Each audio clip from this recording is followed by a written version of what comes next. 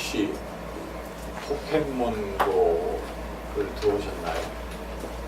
나이 드신 분들은 잘 못 들어보셨을지 모르겠는데 우리 젊은이들은 아마 포켓몬고를 들어보셨을 것입니다.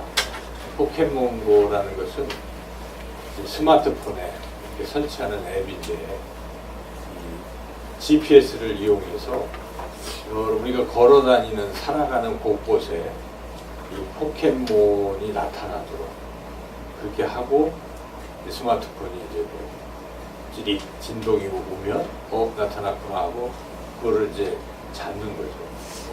뭘 던져가지고 몬스터나 이렇게 던져서 잡는 그런 일종의 게임입니다. 근데 문제는 부작용이 상당히 심하다는 것이죠. 길을 걸어가도 진동이 오면 그걸 잡으려고 하다가 괜히 거리로 가다가 차에 친다든지 또는 벽에 부딪힌다든지 이런 불상사가 생기고 또 포켓몬고가 있는 곳이 가서는 안 될 곳인데 저걸 잡으려고 무단 침입한다든지 이러한 일들이 벌어지고 차를 운전하는 사람도 그 포켓몬고 잡으려고 가다가 거기에 신경 쓰다가 차량이 사고가 난다든지 혼잡을 일으킨다든지 그래서 부작용이 상당히 큰 것이죠. 포켓몬고가. 그게 외국에서는 그동안 좀 있었는데 그 부작용이 보고가 됐는데 지난 몇 주 전인가요? 대한민국이 상륙했어요. 포켓몬고가. 그래서 지금 수백만 명이 스마트폰에 그 앱을 깔고 그걸 한다는 것입니다. 저는 그런 부작용 사고도 문제지만 우리 삶에 관심을 빼앗아 버린다는 것입니다. 그걸 이제 늘 하게 되면 인생이 거기에 끌려가는 거예요. 오늘도 포켓몬고를 잡아서 많이 가지고 또 기르고 잘 때도 또 일어날 때도 그거 결국 포켓몬고가 우리의 삶을 지배한다는 것입니다.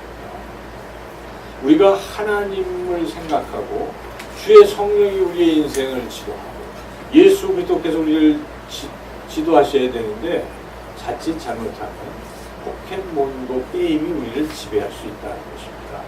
여러분 혹시 우리가 살면서 뭔가 이렇게 빠지게 하는 것이 있습니까? 하나님 대신 우리의 인생을 지배하려는 것들이 있을 수 있다는 것입니다. 젊은이들은 게임에 중독이 되기도 하고 또 나이가 든 사람들은 어떤 야망, 자신의 어떤 꿈, 돈, 명예, 권력 이런 것들을 추구하려고 하다 보면 거기에 사로잡히게 되고 그것이 우리의 인생을 지배할 수 있다 하는 것입니다.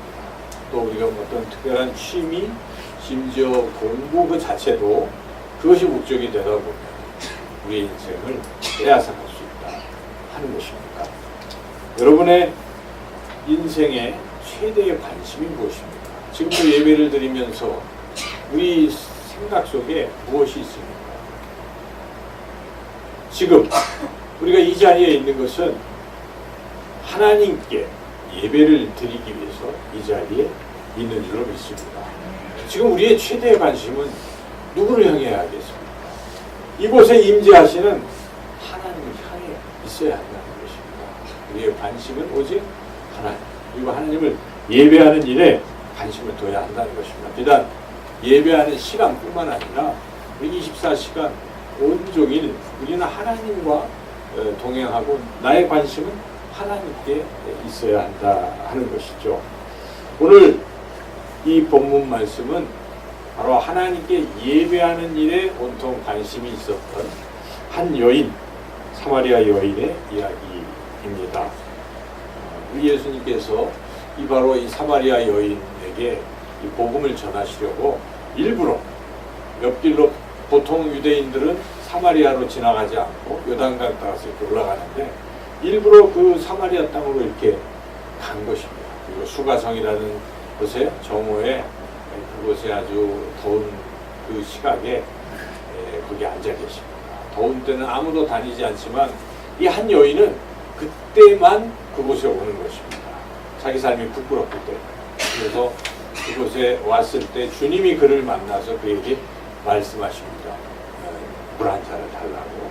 그때 그 여인이 물을 주면서 서로 대화를 하는 과정에 우리 예수님께서 이제 본론을 말씀하시기 전에 그의 마음을 열기 위해서 그 여자애가 누군지를 아시니까 이렇게 질문하십니다. 남편을 데려와라. 그 여인이 저는 남편이 없는데요. 그때 주님이 말씀하십니다. 너는 남편이 5명이나 있어요. 지금 있는 사람은 그냥 결혼도 안 하고 같이 사는 그런 남자다. 이렇게 정곡을 찌르며 그가 지금 어떤 상황에 있는지 어떤 죄악 속에 있는지를 정확하게 지적을 해주신 것입니다. 그 소리를 듣고 이 사마리아 여인은 이분은 보통 분이 아니시구나. 나의 이런 걸 다 하시는 분이니 선지자이시구나. 이렇게 생각하면서 그에게 질문을 던집니다. 그 질문이 우리가 지금 읽고 있는 이 본문, 오늘 본문의 시작 부분인데요. 무엇이라고 질문했습니까? 우리가 그 질문 부분을 다 같이 한번 같이 읽어보겠습니다. 20절 말씀 시작. 우리 조상들은 이 산에서 예배하였는데 당신들의 말은 예배할 곳이 예루살렘에 있다 하더이다. 왜 이런 질문을 했습니까? 왜 예배를 질문하고 있을까요? 지금 예수님께서는 남편 이야기하고 이러고 있는데 이 사마리아 여인은 왜 예배를 질문하고 있습니까? 예배가 이 가장 큰 관심이기 때문에 이걸 질문한 것입니다. 이 여인에게는 예배가 최대의 관심이었기 때문에 질문한 것인데 왜 예배에 관심을 두고 있습니까? 지금 자기가 죄를 짓고 있는 상태란 말이죠. 그런데 지금 지적을 받아서 죄가 생각이 난 것입니다. 이 죄를 어떻게 해결할 것인가? 당시 사람들은 죄를 어떻게 해결합니까? 제사를 드려서 죄를 해결하는 것입니다. 그래서 제사를 드릴 곳, 예배할 곳을 생각하게 된 것입니다. 그래서 지금 자기의 죄를 사함받기 위한 예배, 이 예배에 대한 관심을 표명하면서 예배를, 그런데 우리는 사마리아에서 그리심산 이쪽에서 예배를 드리고 있는데 이 남쪽에 있는 유다 사람들은 또 예루살렘에서 예배를 드리는데 어떤 게 맞습니까? 내가 어디 가서 예배를 드려야 되겠습니까? 라고 그렇게 질문합니다. 질문의 내용은 좀 잘못됐지만 여하튼 이 여인의 최대의 관심은 예배에 있었다는 것입니다. 우리가 이렇게 우리의 인생의 최대의 관심을 이렇게 예배하는 것, 하나님을 예배하는 것, 하나님 그분에게 두어야 한다는 것이죠. 이 성경을 쭉 읽어보시면 하나님의 사람들의 아주 큰 공통점이 하나 있습니다. 이들의 관심이 예배에 있다는 것입니다. 여러분 노아를 한번 생각해 보십시오. 노아가 방주 만들고 그리고 구원을 받았잖아요. 물이 내려서 다 죽었는데 노아 가족만 살았어요. 방주에서 나와서 노아가 맨 처음에 한 일이 무엇입니까? 제단을 쌓고 하나님께 예배를 드렸다는 것입니다. 가장 중요하게 여기는 것이죠. 그 인생의 가장 중요한 것은 하나님을 예배하는 거예요. 왜냐하면 자기를 구원해 주셨잖아요. 우리도 죄에서, 죽음에서, 사탄의 권세에서 구원받았습니다. 우리가 그 하나님께 감사해야 되는 것이고, 그래서 우리가 예배를 드려야 되는 것인데, 그래서 우리의 인생의 관심은 예배 드리는 거 하나님. 내가 시간이 될 때 어디서든지 하나님을 예배하려. 오늘 귀한 찬양을 우리가 들었지 않습니까? 아무도 예배를 드리지 아니할지라도 우리는 그곳에서 예배자가 되어야 한다 하는 것입니다. 이렇게 하나님의 사람들은 그렇습니다. 더 우리가 생각해보면 노아 다음에 누굽니까? 하나님 부르신 사람이 아브라함입니다. 아브라함도 갈대아 우르에서 나와서 가나안 땅에 들어가서 하나님이 이제 도착하니까 나타나셔서 약속하잖아요. 창세기 12장에 너로 큰 민족을 이루고 복의 근원이 될 것이고 뭐 이렇게 쭉 후손들이 번창할 것이고 약속을 주셨습니다. 약속을 듣자마자 아브라함이 뭘 했습니까? 상수리 나무 그 근처에 제단을 쌓고 하나님을 예배한 것입니다. 그런 것입니다. 그렇게 하나님의 음성을 듣고 하나님의 은혜를 입은 사람들의 공통적인 특징은 하나님을 예배한다 하는 것이죠. 솔로몬도 어땠습니까? 다윗도 물론 예배 드리는 것 그게 너무 좋아서 언약궤를 모셔서 예배를 이제 잘 드리려고 모셔다 놓고 너무 좋아서 옷도 막 대충 입고 그냥 춤추다가 아내 미갈에게 조소를 당할 정도로 그렇게 하나님 예배하는 것을 기뻐했던 사람이고 그의 아들 솔로몬도 처음에는 그랬어요. 솔로몬이 이제 왕이 되자마자 뭐부터 합니까? 기브온 산당에 그렇죠? 1,000마리의 그 번제를 한꺼번에 드리는 한번 장면을 생각해 보시오. 얼마나 엄청납니까? 이런 제사를 드린 거예요. 하나님 예배했다는 것입니다. 그날 밤 하나님이 너무 기뻐하시고 솔로몬에게 나타나서 내가 너를 위해서 무엇을 해주고 그랬던 거 아닙니까? 그래서 그의 모든 축복, 지혜를 주시고 복의 복을 더하신 것입니다. 이렇게 하나님의 사람들은 그렇게 하나님을 예배한 것이죠. 이스라엘 백성이 하나님 예배하지 않다가 바벨론 포로로 끌려갔잖아요. 그때 끌려갔다가 하나님의 은혜로 70년 만에 다시 돌아와서 맨 처음에 한 일이 무엇입니까? 예배를 드리려고 뭘 만듭니까? 뭘 세웁니까? 성전을 세운 것입니다. 물론 방해가 있어서 20년 뒤에 세워졌지만 그렇게 예배하는 일을 가장 중요하게 여긴다는 것입니다. 거기에 최대의 관심을 가지고 그것을 최우선순위에 둔다는 것입니다. 이렇게 하나님은 하나님의 사람들은 예배하는 사람인데 우리 하나님께서는 바로 예배하는 사람들을 또한 찾으신다. 또 예배하는 사람들을 굉장히 기뻐하신다는 것입니다. 오늘 본문에 우리 23절 같이 한번 읽어보겠습니다. 아버지께 참되게 예배하는 자들은 영과 진리로 예배할 때가 원하니 곧 이때라. 아버지께서는 자기에게 이렇게 예배하는 자들을 찾으십니다. 그렇습니다. 예배하는 자들을 찾으시는 거예요. 그래서 우리가 예배 드릴 때 하나님이 가장 기뻐하시는 줄로 믿습니다. 지금 이 순간 하나님 기뻐하시는 거예요. 지금 여기 임재하셔서 우리를 바라보시고 하나님 기쁨을 이기지 못하시는 것입니다. 하나님 예배하고 있기 때문에. 이렇게 예배는 정말 소중하고 귀중한 것입니다.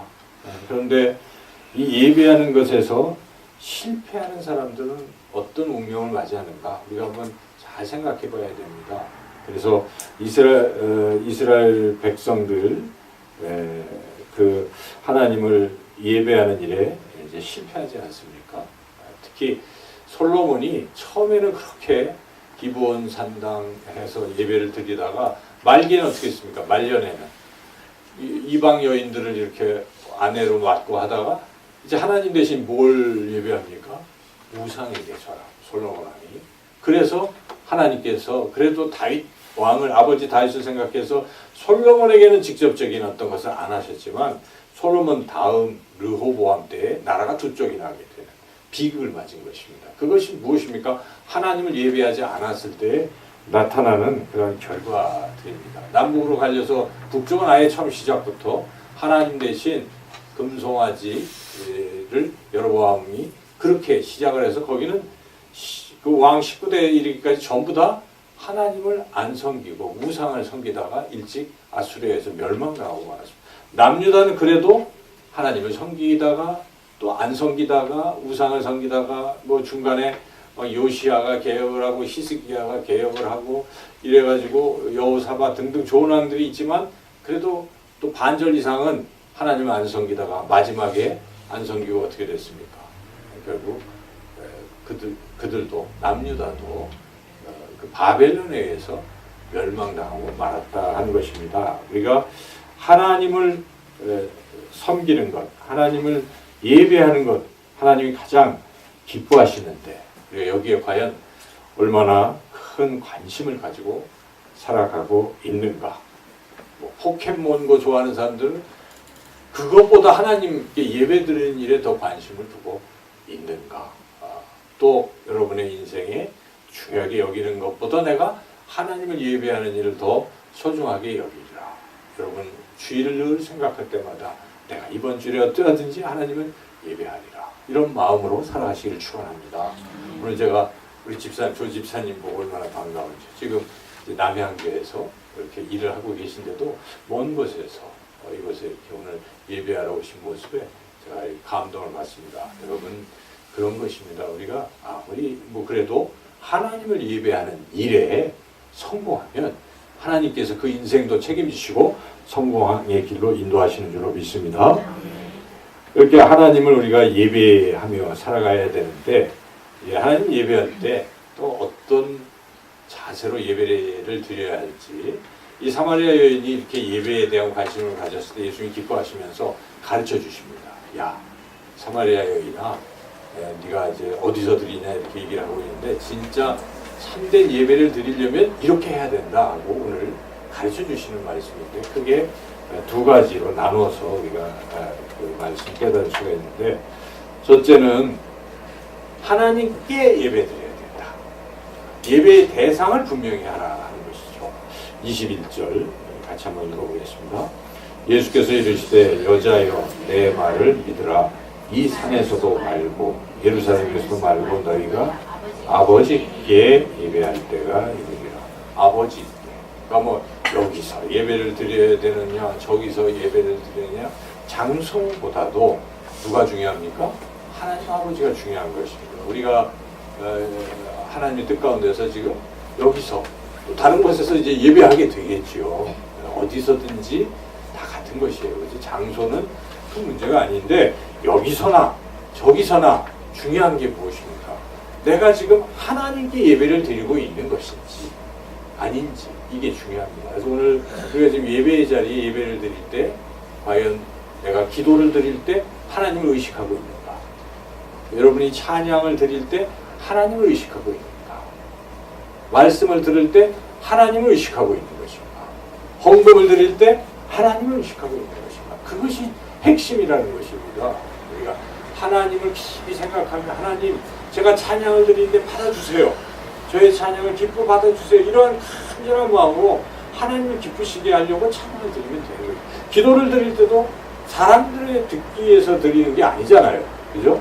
기도를 받으시는 분은 하나님이신 분을 우리가 간절히 하나님 하고 간절하게 대표해서 이렇게 기도하시는 거예요. 그럴 때 누가 기도하더라도 그냥 같이 들으면서 하나님 제 마음도 그렇습니다 하고 여러분 아멘을 잘하셔야 된다는 것입니다. 누가 기도를 해도 우리가 그분이 우리를 대표해서 기도를 하고 있는 것이니까 아멘으로 화답한 그런 여러분들 되시기 축원합니다. 그게 하나의 표현입니다. 하나님께 지금 하고 있다는 표현. 설교를 들으실 때도 여러분 아이고 저 목사가 딴소리 하네. 아이고 무슨 말인지 모르겠어. 졸자해. 처음부터 눈을 딱 감는 분들도 더러 계실 수도 있겠지. 우리 여러분들 아니신 것 같아요. 다 초롱초롱하실 때 우리가 말씀을 들을 때도 하나님이 저 사람 목사를 통해서 말씀하신다. 이렇게 믿으시고 이 말씀, 특별히 우리가 성경을 읽을 때는요 주목해야 돼요. 저는 설교할 때 성경을 유독 많이 읽는데 그것은 성경이 하나님의 말씀, 가장 핵심입니다. 제가 설명하고 있는 것이고 이 말씀을 여러분 잘 주목해서 들으시고 그게 그 말씀을 듣는데 하나님의 음성을 듣는 것입니다. 하나님은 예배하는 자를 찾으시느니라. 여러분 들을 때 어떠세요? 하나님의 음성을 듣는 것입니다. 그럴 때 그 말씀이 내 심령을 움직이는 것입니다. 말씀이 움직이는 것입니다. 이게 잘 안 되면 그냥 한편의 훈화를 들은 것이고 한편의 뭐 재미있는 이야기를 듣는 것입니다. 사람을 변화시킬 수 없습니다. 하나님의 말씀이 우리를 변화시키는 것이기 때문에 우리가 그런 간절한 심령으로 설교를 들을 때도 하나님이 말씀하신다. 하나님의 음성을 듣게 해주세요. 여러분이 기도로 준비하시고 들으시면 하나님을 만나시고 하나님의 음성을 듣는 줄로 믿습니다. 그렇게 우리가 하나님께 집중해서 예배를 드리라고 예수님께서 말씀하십니다. 이제 둘째로 좀 어려운데요. 참된 예배자는 영과 진리로 예배를 드리라라고 우리 예수님 말씀하십니다. 23절, 24절 다 같이 함께 읽겠습니다. 아버지께 참되게 예배하는 자들은 영과 진리로 예배할 때가 오나니 곧 이때라 아버지께서는 자기에게 이렇게 예배하는 자들을 찾으시느니라. 하나님은 영이시니 예배하는 자가 영과 진리로 예배하시니라. 하나님은 물론 예배하는 자를 찾으시는데 우리가 여기를 다시 한번 보면 23절에 어떻게 예배 드리는 자? 이렇게 예배. 이렇게라는 것은 영과 진리로 예배하는 자. 그냥 예배당에만 와 있다고 다가 아니라는 거예요. 이 말씀은. 그렇죠? 예배당에서 예배 드릴 때 항상 어떻게 드려야 돼요? 아버지께 집중하시고 그리고 영과 진리로 예배를 드려야 됩니다. 영과 진리가 무슨 뜻인가? 사람마다 참 굉장히 어렵게 다르게 해석을 하는데 그 쉽게 영, 성령입니다. 성령. 하나님은 영이시고 영은 성령입니다. 진리 같은 요한복음에 말씀에 보면 14장 6절에 내가 곧 길이요 진리니라고 예수님이 친히 말씀하셨어요. 그래서 여기 영과 진리라는 것은 성령님과 예수 그리스도를 말씀하시는 거예요. 물론 이것을 또 우리가 의역도 해보고 해서 옛날 번역에는 진정으로 해야 된다. 진리니까 우리가 거짓되지 않게 이렇게 해석할 수도 있지만 본질적인 뜻은 뭡니까? 예수 그리스도를 믿는 믿음으로 예배를 드리라는 것입니다. 예수님 빠지고 예배 안 된다는 것입니다. 내가 예수님 믿지도 않는데 설교를 들으면 하나님의 음성으로 느껴집니까? 전혀 안 느껴집니다. 그냥 판단하는 것이죠. 저 사람의 그 얘기가 맞나 틀리나 이 정도입니다. 여기 예수님 안 믿는 사람이 제 설교를 들어보십시오. 아멘 하겠습니까? 이게 딴 생각하는 거죠. 그런데 여러분 예수님 믿기 때문에 이 말씀이 하나님의 말씀이라는 게 믿겨지는 거예요. 그래서 가장 중요한 것은 예수님을 믿는 믿음입니다. 예수님이 나를 사랑하시고 예수님이 나를 위해서 대신 십자가에서 죽으시고 나를 영원한 하나님 나라로 손잡고 인도하실 그런 분. 이 세상에서도 예수님은 나의 사정을 다 아시고 내가 말씀을 드리면 다 예수님의 이름으로 기도할 때 다 들어주시는 그런 분이라고 여러분이 믿고 지금 이 자리에서 예배를 드려야 한다는 것입니다. 그리고 성령으로는 뭡니까? 그것은 항상 성령의 인도하심으로 예배를 드리라는 것입니다. 찬양을 인도하시는 분, 찬양을 드리는 임마누엘 찬양대가 핵심적으로 주의해야 될 게 무엇이겠어요? 여러분이 찬양을 드릴 때 물론 하나님 아버지께 집중해서 드리고 계신데 성령의 인도하십니다. 말씀을 전하는 자도 어떻게 해야 되겠습니까? 성령의 인도하십니다. 자기 주장을 펼치는 것이 아니라 성령이 하라, 하지 말라 할 때 그렇게 따라가는 것이죠. 그렇게 여러분들이 성령으로 예배를 드리시는 것이죠. 기도하는 분도 성령께서. 이 성령이 굉장히 중요한 것이죠. 이렇게 예배를 드릴 때 하나님 기뻐 받으신다 하는 것입니다. 오늘 이 말씀을 통해서 우리는 하나님께 예배하는 것이 우리의 최대의 관심사, 또 우리 삶의 최우선순위가 되어야 한다는 것을 깨달았습니다. 여러분 이제부터 좀 더 우리의 삶에서 예배를 더 높은 자리에 가장 위에다가 두시기를 축원합니다. 예배 드리실 때마다 그저 시간 보내는 시간 아니고 이 시간은 정말 내가 하나님을 기쁘시게 하는 시간이기에 성령이요 저를 인도하소서 주님에 대한 믿음이 굳건해지게 하소서 그런 마음으로 예배의 자리에 늘 임하시고 올 1년도 예배에 성공하시는 저와 여러분 모두가 되시기를 주님의 이름으로 축원합니다. 하나님 감사합니다. 오늘도 말씀을 통해 우리를 참된 예배자로 또 세워주심을 감사드립니다. 우리 참된 제자교회는 하나님께 참되게 예배드리는 그런 교회가 되게 하여 주옵소서. 참되게 예배드리는 자들 하나님께서 기뻐하시고 또 한량없는 은혜와 축복을 또한 내려주시니 주님 감사합니다. 우리 참된 예배자로 성공하여 인생에서도 하나님 형통하고 복받는 우리 귀한 성도님들 다 되게 하여 주시기를 간절히 원하옵고 예수님의 이름으로 기도드리옵나이다.